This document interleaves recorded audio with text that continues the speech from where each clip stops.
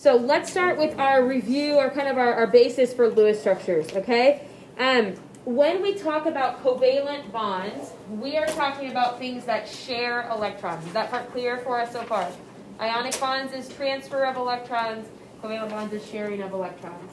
Okay? In order to share those electrons, they use the space in the orbitals surrounding the nucleus. Right? So the 1s orbitals, 2s orbitals, 2p, they use these orbitals to have a common space to share those electrons. Electron pairs are assumed to be localized on a particular atom or in the space between two atoms. What would electrons in the space between two atoms, what would they be considered? Okay, so if an electron pair is found in the space between two atoms, what would that be? It would be a bond, right? It would be a covalent bond. So you've got lone pairs. These are pairs of electrons. When we say localized, that just means located, right? That's where they're found. Lone pairs are a pair of electrons found on an atom, and then bonding pairs are pairs of electrons that are found in the space between atoms. Okay? So the way that electrons can exist on an atom or in a molecule is either in a lone pair or in a bond. Right? So electrons have to travel like in pairs for right now.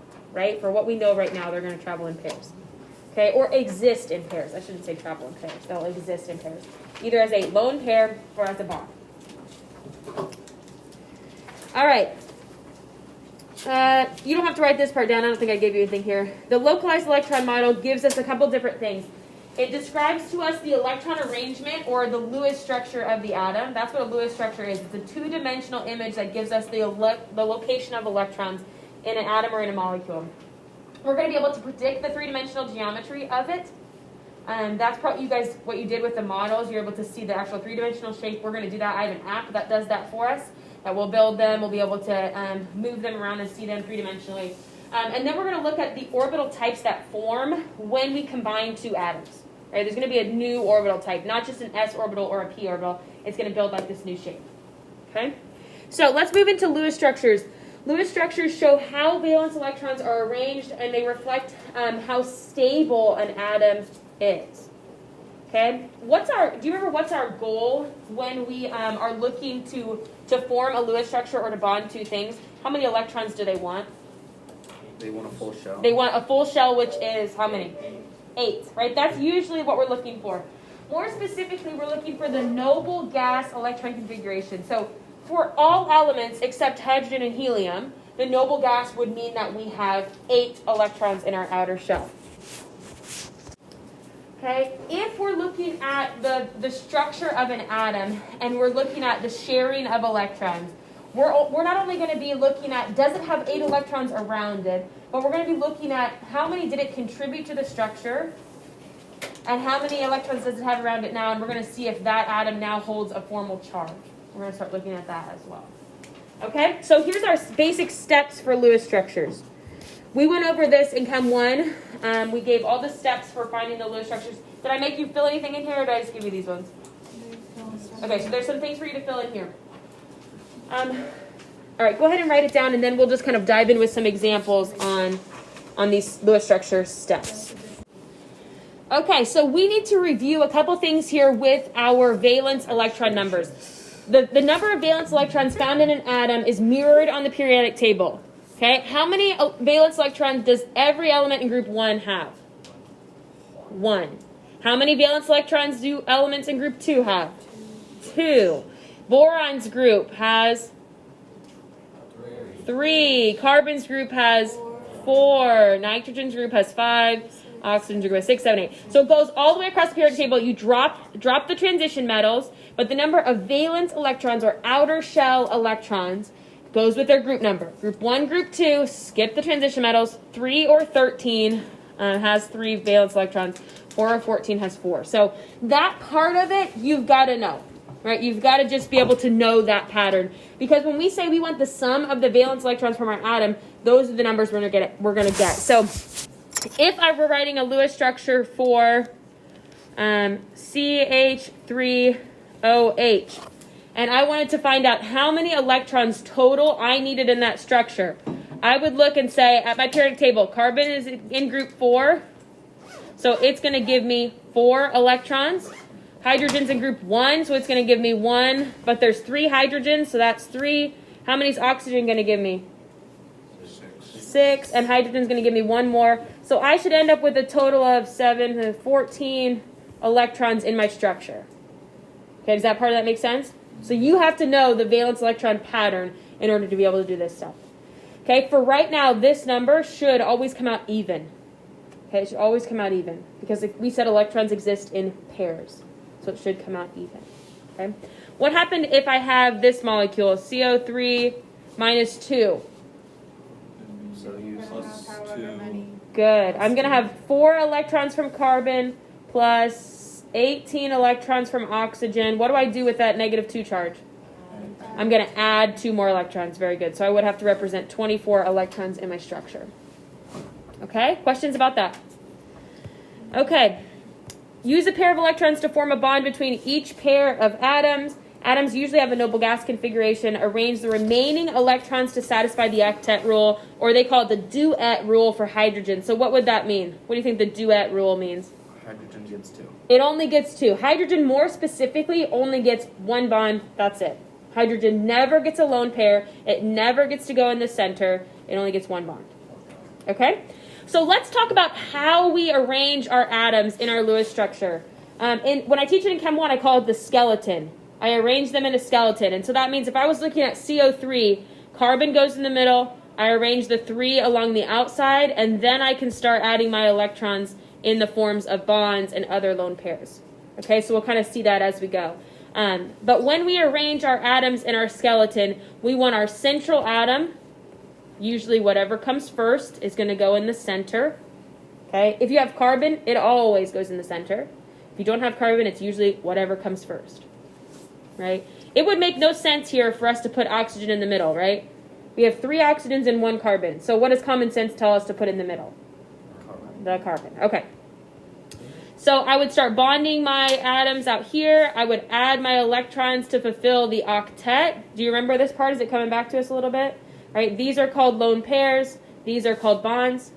Okay, we're going to do one. I'm not going to start with this one because that's a little bit more complex. But we're going to go to our next slide and we'll do one from start to finish here. Okay, so let's start really easy with water. Yeah?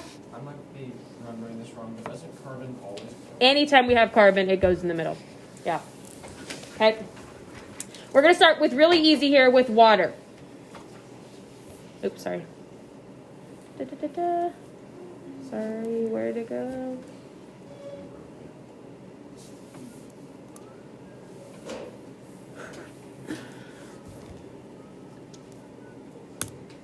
Okay. How many electrons am I going to have in my structure for water? 2 plus 6 is 8 total electrons, right? Are we good with that part? What's going to go in the center? Oxygen. Yeah, okay, so this one is a little bit tricky. Usually we said whatever comes first, but we also said hydrogen cannot go in the center. So oxygen's going to go in the middle. I'm going to put 2 hydrogens around the outside. We are going to look at what it looks like 3-dimensionally, but for right now, we don't need to really be focused on that yet. So you can just draw them as far apart as you can get. That's fine too. Now I start bonding my outer atoms to my central atom. How many electrons are contained in a bond? 2. Okay, so let's dive into that a little bit more. So we're going to need to look at that. Oxygen has how many electrons to start? 6. It has 6, right? So if it has 6 electrons, hydrogen each has 1. That's kind of what it looks like. These 2 electrons form a bond. These 2 electrons form a bond. Right? Are we understanding the overall part of it? You don't have to draw out the individual electrons each time. I just want you to see how those things are sharing. So if I was going to build my Lewis structure from scratch, I would say, okay, here's a bond. That's 2 electrons. 2, 4. Now I'm looking at, does my oxygen have a complete octet? No, so I need to add 6 and 8. Okay, so now I want you to see, when I'm looking at my central atom, and I'm looking really at all my atoms, I want to check, did I use 8 electrons total? 2, 4, 6, 8, right? I used all 8 electrons. Hydrogen is good because it only gets 1 bond. But then I want to look at oxygen. Does it have a complete octet? Does it have 8 electrons surrounding it? right? Or close to it that it can count as its own. It gets to count both the electrons in the bond as its own, right? Because they are shared electrons. It gets to count them both as its own. So 2, 4, 6, 8 all around oxygen. Okay? Now I want you to dive a little bit closer in this example, and I want you to look at how many electrons does oxygen have directly in contact with it? 1, 2, 3, 4, 5, 6. And how many did it contribute to the structure? It contributed 6. So this is exactly what oxygen wants. It brought 6 to the table. It wants to keep those 6 close to it.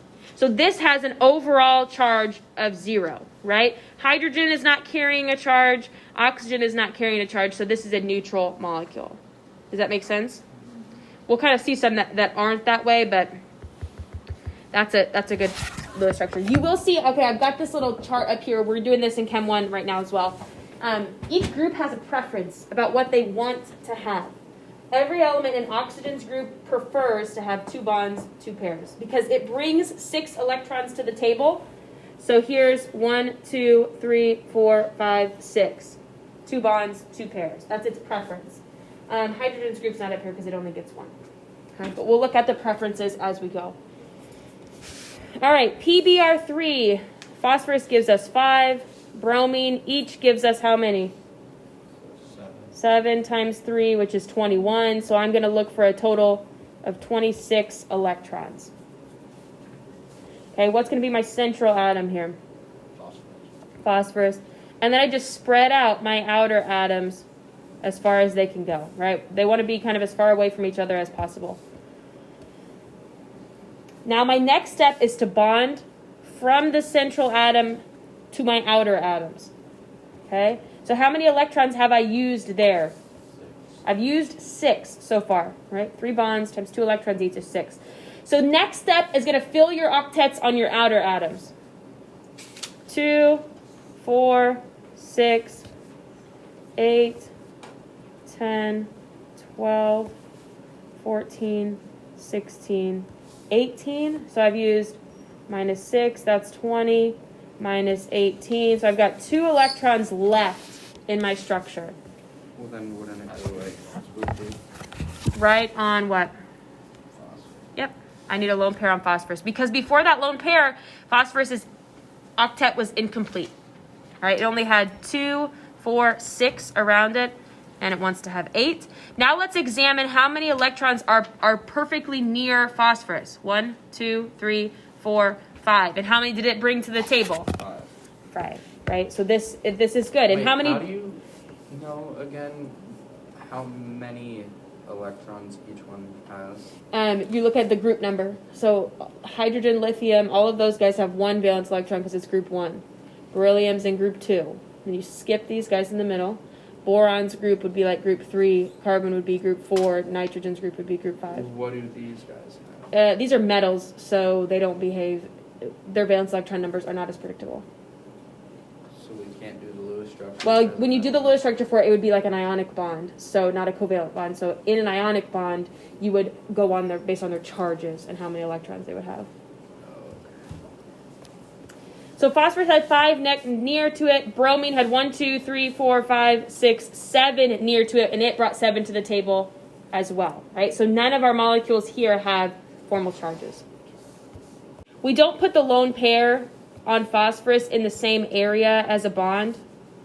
It needs to be in its separate area because electron pairs want to be spaced out. They repel each other. So they don't want to be right next to something else. So put it in an empty space. Okay? All right, what questions do we have with that?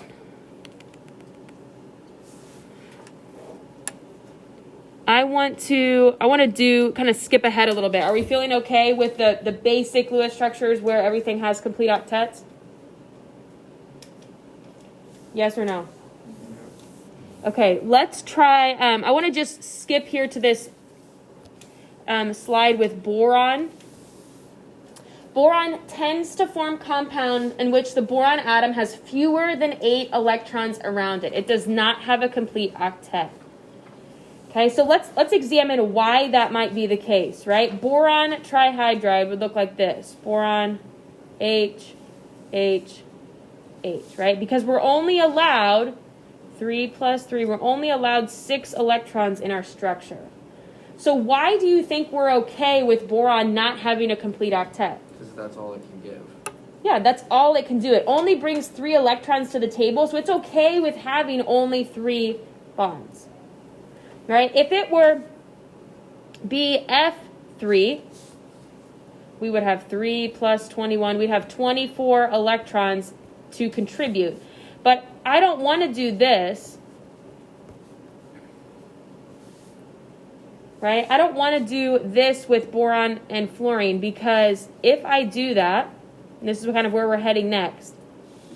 If I do this with boron and fluorine, now boron contributed 3 electrons, but it's got 1, 2, 3, 4 around it, which would give boron a -1 charge. Fluorine contributed how many in this one? 21. Okay, 7 each. 1, 2, 3, 4, 5, 6, which would give fluorine a +1 charge. Do you see what I'm saying? So that gives us an overall neutral molecule, but it gives an individual atom within that molecule a charge, and we don't want that, right? In Lewis structures, we want to try to get all of our atoms to assume a neutral charge. Okay, so while this does complete boron's octet, it also forces a charge that's not necessary. Whereas in this molecule, BF3, the better solution would just be to have a single bond here and give fluorine that lone pair back. Right? That makes everybody happy because boron contributes 3. Here's its 3. Fluorine contributes 7. 1, 2, 3, 4, 5, 6, 7. So both of them are happy. Okay, does that kind of make sense? So boron's group is in group 3. It contributes only 3 valence electrons. It's okay with only having 3 bonds. The next slide, it talks about objects or atoms that could have more than 8 in their octet. When it's necessary to exceed the octet rule, you're going to place those extra electrons on the central atom.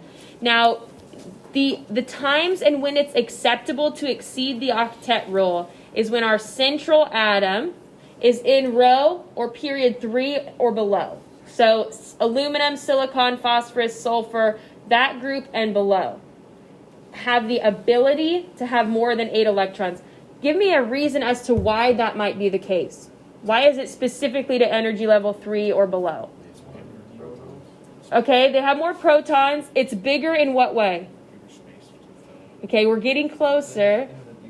Bingo. It has the d orbitals available. In energy level 1, we only have s orbitals. Energy level 2, we have s and p. Energy level 3, now the d orbitals become available. And for like aluminum, silicon, phosphorus, sulfur, all of those, they have empty d orbitals. So they really have a lot of space available if they need to hold extra electrons. Does that make sense? Okay, so that's what that looks like here. Let's go ahead and do SF4. We'll just do one of these here. Okay, sulfur gives us how many? 6. 6. Each fluorine gives us 7 times 4. So that's 28 plus 6 is 34 electrons. All right, so I'm going to put sulfur in the middle. Fluorines around the outside. First thing I'm going to do is bond. 1, 2, 3, 4. But that makes it give out 8. Oh, this is when it's okay. Yeah, this could be when we have more than 8. So I've used up 4.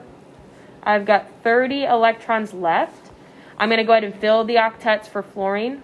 2, 4, 6, 8, 10, 12, 14, 16, 18, 20, 22, 24. So now how many electrons do I have left? I have 6 electrons left. I'm going to go 2, 4, 6. Wait. I did something wrong at the beginning. That's way too many. When we did our original bonds, we didn't just use 4 electrons. We used 8. That was my fault. Okay, so I can't do math apparently.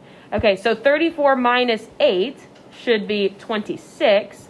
Then we used 24 on fluorine, so we only had 2 electrons left. That was my fault. And there's our 2 right there. Doesn't matter where in the blank space the lone pair goes, right? In what quadrant of that, it doesn't make a difference. So that's where it goes.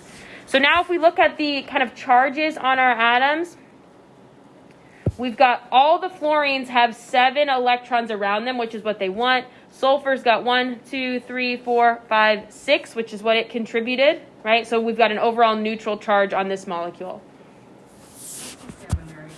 Okay, so any questions about why our molecule is neutral? Okay, this has sulfur's exceeding the octet rule because we have 2, 4, 6, 8, 10 electrons that it can consider its own. So there's a difference in counting how many are near to it and counting the shared electrons. Does that part make sense? Yeah. Okay, good. Yeah, so this one we would have 10. Pat's question about would there ever be a charge on an atom would come into play if there's a charge on the molecule, right? If we're dealing with like a polyatomic ion and we want the Lewis structure, that has a charge. So that charge has to be on a certain atom, right? We don't just have electrons that are located nowhere, right? So that's what we're going to look on here. This is actually looking in the something called resonance structures. Does that ring a bell? Resonance structures are when a particular compound needs more than one valid Lewis structure. Okay? It's like got options about where the electrons could be located. Right?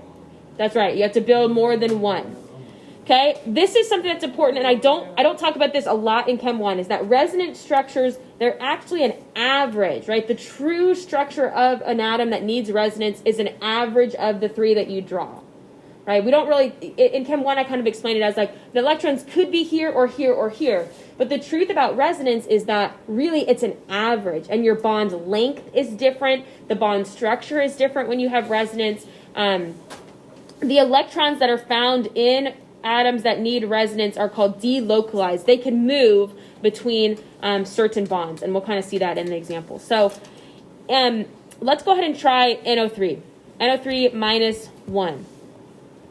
Okay, I'm going to give myself some room up here. NO3 minus 1. We've got 5 plus 18 plus 1 more is 24 electrons. Okay, so here's nitrogen. 3 oxygens. Let's start bond 2, 4, 6. So I've got 18 left. Okay, so what seems like the simple solution if we've got 18 left and we've got 3 outer atoms? Fill their... Right, fill their octets. Okay, so 2, 4, 6, 8. I would recommend doing Lewis structures in pencil, just FYI, because this is not going to be a completed Lewis structure. Okay, if I use all 18 like this, what's the problem with that? Right. What's the issue? We've got octets for oxygen all full, but what's wrong? Does nitrogen have a complete octet? No. So here's what we do. We don't have any extra electrons to use to just put a lone pair on there, right? We don't have that luxury. So what do we need to do? Good. We're going to move a lone pair from an oxygen into a double bond. But which oxygen? Any of them, right? It could be any of them. So I'm going to take, I'm just going to go from this top left one, remove that lone pair, and I'm going to make it a double bond. Now we have satisfied the octet for nitrogen. We kept the octet satisfied for oxygen. Bond, huh? Yep, a double bond just means that we've got 2 sets of electrons that are being shared now. So this is a total of 4 electrons in that double bond. Okay? So we removed the lone pair that was here, took them into a double bond. But the issue is that now this is not the only way that nitrate could be seen or found, right? What do we have to do now? We have to create the other structures that give us the option of what it could look like, which means we need a double bond to that one, and we need a double bond to that one. Okay, so we're going to draw another structure that now has the double bond to that oxygen, and a single bond to those, and another structure that has a double bond to the bottom one, and a single bond to the others. Okay, and we still have to fill in the electrons, but... Yeah, that's a good question. But nitrogen's in group 2, so it can't exceed the octet.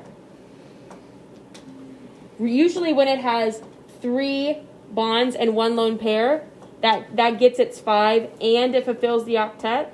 But if we like try to do another double bond like that, that would give us 10 electrons around nitrogen, which would be too many. Does that make sense? That's a good question though. So here's where the charges come into play now. Let's look at just this first one since we have the first one done. Oxygen contributes 6. So this oxygen right up here has 6 electrons around it, right? 1, 2, 3, 4, 5, 6. So this one's neutral. This oxygen has how many electrons around it? 7. So this oxygen's carrying a -1 charge. What about this oxygen down here? Same. It's carrying a -1 charge. What about nitrogen? Yeah, it usually has 5 electrons around it, but it only has 4. 4 close to it, right? So it's carrying a +1 charge. What's the result of those 3 charges? The negative that we already see. Right, the -1. Right, that's how the charge for nitrate is compiled, is that we've got 2 oxygens carrying a negative charge, 1 nitrogen carrying a positive charge. So I want you to think back all the way at the beginning when we did this, single bonds to all of them. What would have happened here is that we would have had a -1, -1, -1, +2. That would have still resulted in a -1 charge. But in this case, by doing it this way, we got rid of the formal charge for one of our molecules. And so that automatically makes it a better Lewis structure. Does that make sense? This one down here technically does work. But it has charges on all of our atoms. And so when we draw Lewis structures, we want to get to as few formal charges as possible. Okay, does that make sense? Yes, kind of. Okay. There's a difference between counting electrons close to it and counting octet. Do we feel okay about the difference between those two things? Okay. Now I want to get into, we're still going to talk a little bit more about Lewis and resonance, but I want to get into really what we're going to need for our homework in the next couple days. So let's move into the next slide here. I'm going to write some examples up here, and then I want you to draw some Lewis structures for those. So actually, let's go ahead and, we'll just work through the ones on this slide. This is good. Okay, let's do CO.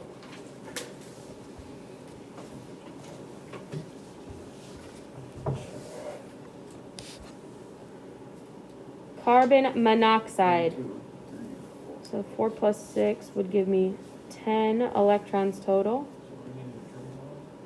Carbon and oxygen, if I bond them like this, that's 2, 4, 6, 8, 10, right? That's all the electrons that I have. And that's not really working for anybody, right? So what's a solution then? Move a lone pair into a bond. Triple bond them and then 2. Right, and so we have to do that actually twice. If we don't have enough electrons to fill around with lone pairs, then we have to add bonds, right? We take a pair of electrons and we make them share it in that bond. So that's our completed Lewis structure for CO. It doesn't matter where the lone pairs are. If they, you put them on the side or on top, it really doesn't make a difference for us right here. Okay? So now, in this case, neither one really is super happy about what's going on because they both have charges, but there's no way we can avoid that. What charge is carbon carrying? 1, 2, 3, 4, 5. So it's carrying a -1 charge.